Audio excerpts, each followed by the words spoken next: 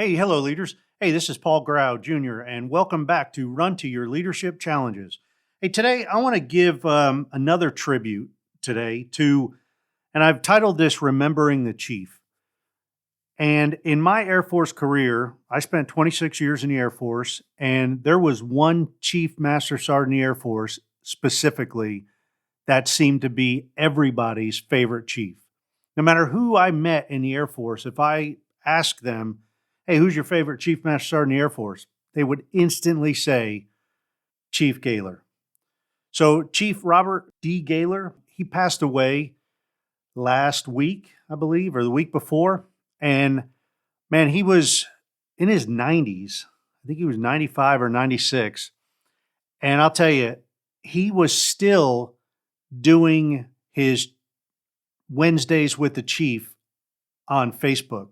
He would do a Facebook Live every Wednesday called Wednesdays with the Chief, and he was still mentoring others. And there's a couple of things that really just, to give a tribute to Chief Gaylor, I could sit here and talk for hours upon hours because he was just such a great chief, a great airman, a great person in general.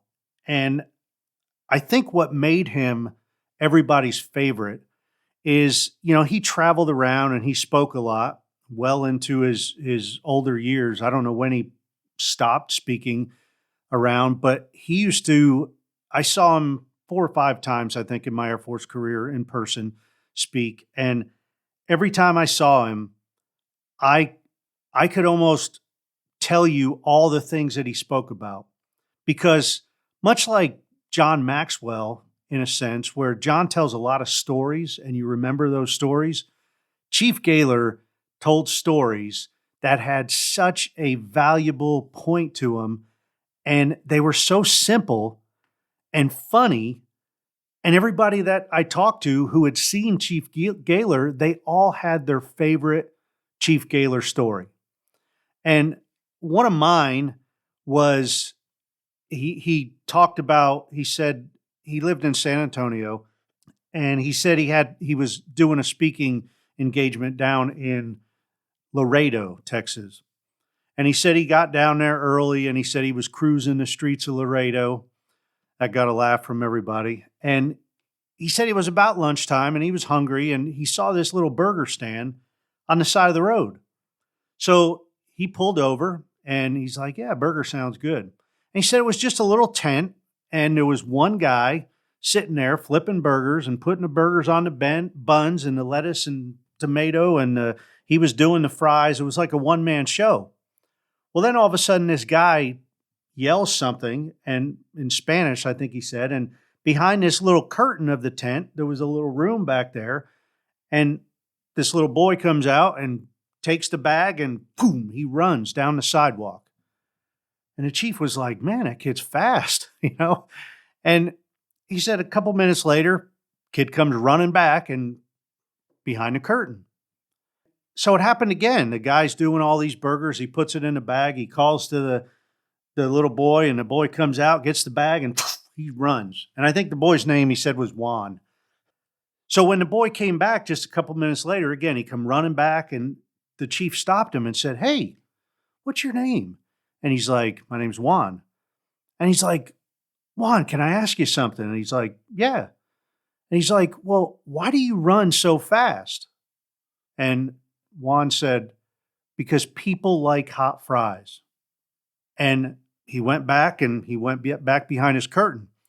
So the chief said he went to give his speech. He gave the speech that night at his speaking engagement. And then on the way driving back to San Antonio, he said he had a light bulb moment that Juan had the secret to life. And the secret to life is people like hot fries. Now, it's an analogy, but what he was saying is Juan delivered food. That food was hamburgers and French fries. He ran fast to get those fries to the people as quickly as possible so those fries were still fresh and hot. And people like that. So the moral of the story is what kind of hot fries, or what is your hot fries? What are you serving to people? What are you doing? How are you helping, or what purpose do you serve at your current job? And ask yourself, are you serving it up and doing it the best that you can possibly do?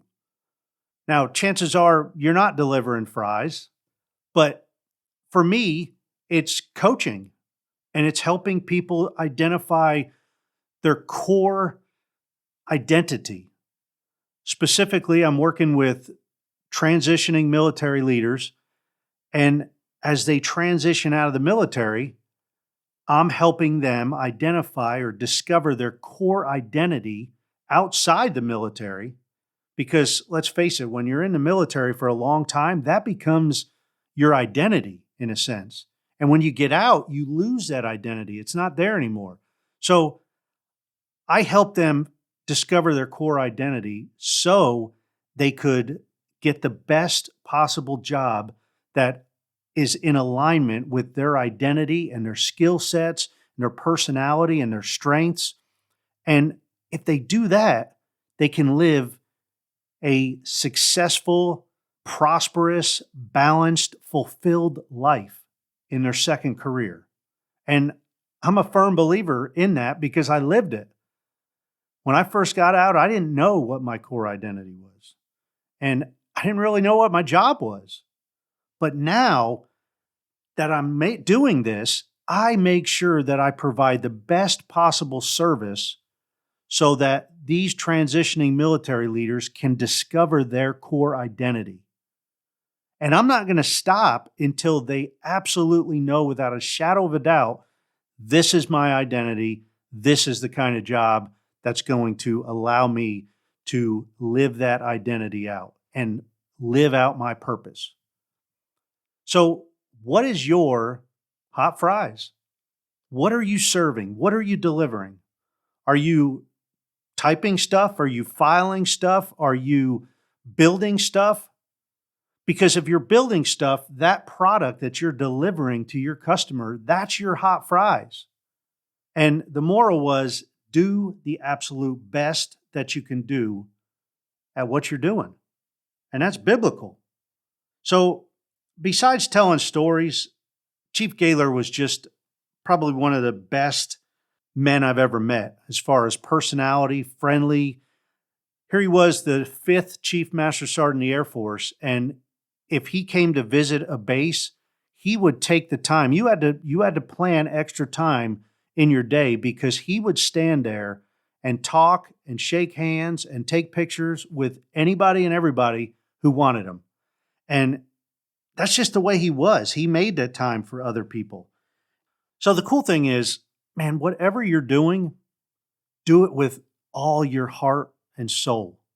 And if it's not aligned up with your identity, you may not love it, but still do it to the best of your ability.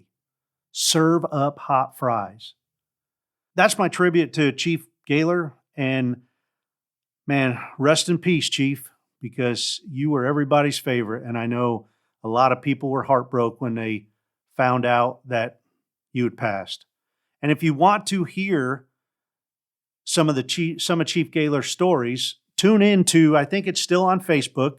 Just search Wednesdays with the Chief, and I think it'll come up. And he's got a lot of stories, and you could probably go back and listen to a lot of them. And you won't be disappointed if you spend a little bit of time with the Chief, that's for sure. Well, hey, that's it for today. Come on back tomorrow, because tomorrow I'm going to talk about a subject that doesn't get talked about enough, and that is listening. But specifically, how can you divide your focus and still listen to somebody effectively? I'm going to cover that tomorrow. So, hey, hope to see you tomorrow. And until then, run to your challenges. We'll see you.